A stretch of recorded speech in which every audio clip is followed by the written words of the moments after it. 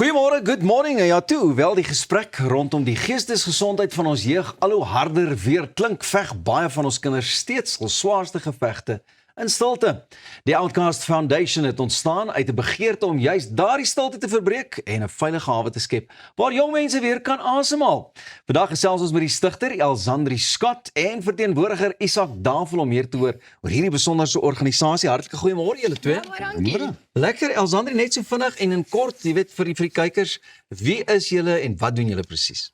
So Outcast Foundation het ontstaan deur 'n idee. Ek's van 2013 af in die skoolkamp bedryf. So daar het ons besef dat wanneer 'n kind uit sy comfortzone uitklim, vertel hy vinniger 'n storie.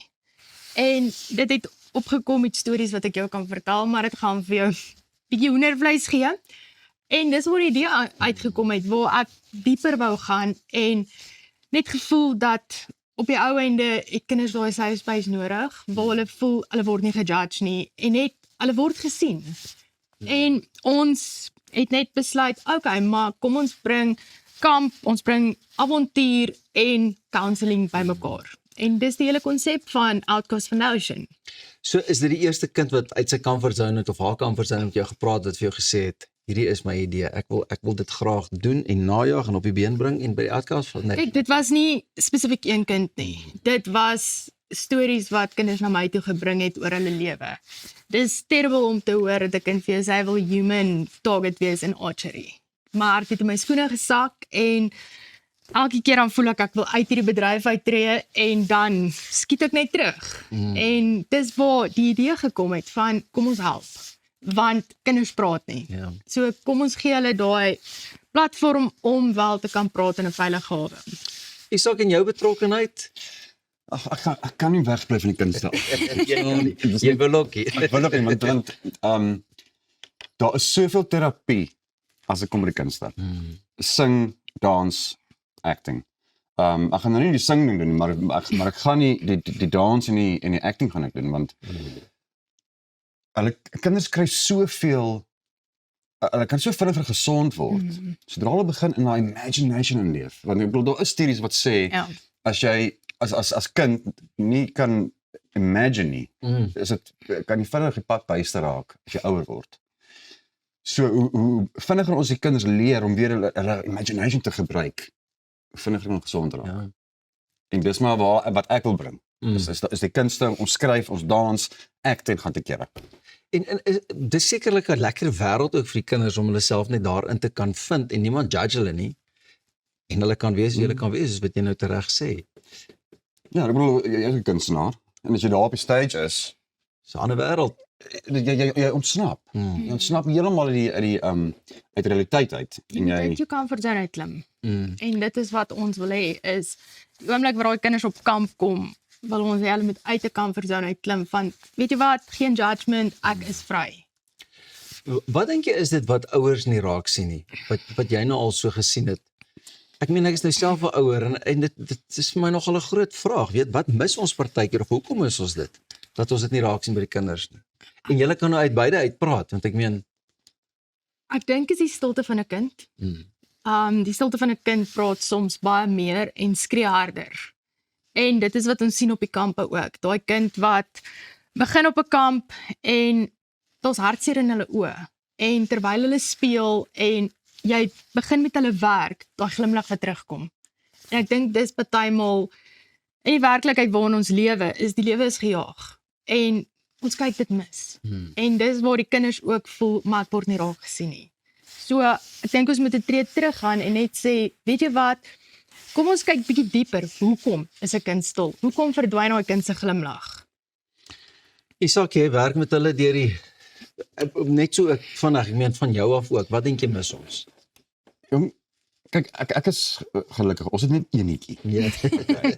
En my eenetjie, Ziaitjie, sy praat non-stop. So, dit gaan baie Ma se kind of pa se kind?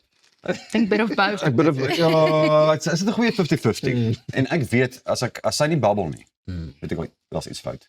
Maar ek haal my hoed af vir ouers wat meer as een kind het. Want, ons weet ons kinders, dit partykeer is dit soos, it's too much, en jy kom nie agter noodwendig wanneer een kind stil is nie. Waar ek is lekker, ons het net vir Ziaitjie, en ek weet as sy stil is, dan moet ek maar rustig. Ja, jy sien, moet jy mooi vrae gedoen. Jy het al beide ook gepraat van die safe spaces, jy weet, wat beteken dit regtig 'n safe space vir 'n kind en wat jy voel, jy weet, hulle kan daar deurbreek of uitbreek of hulle wil eerder daar binne bly? Ek dink 'n kind sit homself in 'n bubbel. Veral met 'n geval waar hy geboelie word. En hulle lewe in 'n vrees. En ons wil daai kind uit daai vrees uithaal en vir hom sê, weet jy wat, kom ons leer jou, ons haal jou nie noodwendig uit daai omstandighede nie, maar ons leer jou om met dit te cope. Ons leer jou om sterker op te staan, indien jy geboelie word, of erger, jy gaan deur selfmoordgedagtes, want dit is die realiteit waarmee ons deel in vandag se lewe, is, ja, dit gaan met jou gebeur, maar kom ons gee vir jou daai skills. Yes, en daai skills om deur dit te werk en op te staan. Ek sê altyd vir die kinders op kamp, mense kan jou gooi met klippe, maar dis jou keuse wat jy maak met daai klippe. Of jy gaan maak dat dit jou seermaak, of jy gaan dit gebruik as stepping stones en hoër uitstyg. Ek dink ook, as jy kyk na die samelewing, oor hoeveel huisgesinne daar is wat nie 'n paas het nie. Okay. So, hoe vinniger ons die kinders leer hoe 'n vorm van 'n coping mechanism, Adapt. hoe gesonder gaan 'n samelewing word soos wat die kinders ouer word. Huidiglik is dit voel asof dit nie, daar is nie genoeg gegee vir die kids nie. En dit kan nie deur die ouers altyd gegee word nie. Want die ouers moet dink, okay, kom ons betaal vir skoolgeld, wat. En ek dink dis waar hierdie kampe sukses gaan wees. Net uit 'n ander oogpunt uit. Net vir die kids kan leer, kyk, hier is coping mechanisms. En gee hulle opsies. Een gaan nie weinig werk. Ek bedoel, toe ek op skool was, waar die ouens my steek met 'n mes. Ek het ver omgeloop om by die kostes uit te kom. Ja, jy weet, ek dink ook soos wat jy sê, ek was in my dae was, as jy nie deel is van die vrot eier speletjie of iets nie, dan was dit 'n mate van boelie, maar deesdae is daar soveel meer druk, juist met die sosiale media en goed ook, van wat die wêrelde is wat die ouens skep, maar is nooit die realiteit nie, waar nie.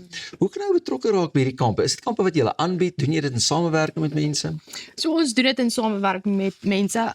Isak is betrokke, Boelie Busters is betrokke. Ons het 'n paar sponsors wat ook betrokke raak. Legends Beyond Boulders. Die ouens wat so klim. Ja, met die klimure en Ja. So, ja, maar ons groot ding is, ons het basies die fondse nodig. Want ek het al gesien dat van hierdie kinders wat die kampe nodig het, dit nie kan bekostig nie. So dis waar ons baie fondse nodig het, in terme van hulp ook. die mense kan julle natuurlik seker kontak ook, het julle webtuiste en Ja, ons het. En die webtuiste? Jy sien hierso, ek vang julle nou vang my lekker omkant. heeltemal Ja, omkant. maar nie waar nie. Hulle is op Facebook, Outcast Foundation. That's it. Instagram, LinkedIn, LinkedIn, Daai ene. Alle sosiale media alle platforms. sosiale media. So Hoor julle twee baie dankie vir die mooi werk wat julle doen. Dankie dat julle kon gesels het en ons kykers gaan definitief ook betrokke raak, the Outcast Foundation. Baie belangrik om jou kinders dop te hou en seker te maak dat hulle nie alleen sukkel nie. Soos net hierna terug met musiek. Moenie weggaan nie.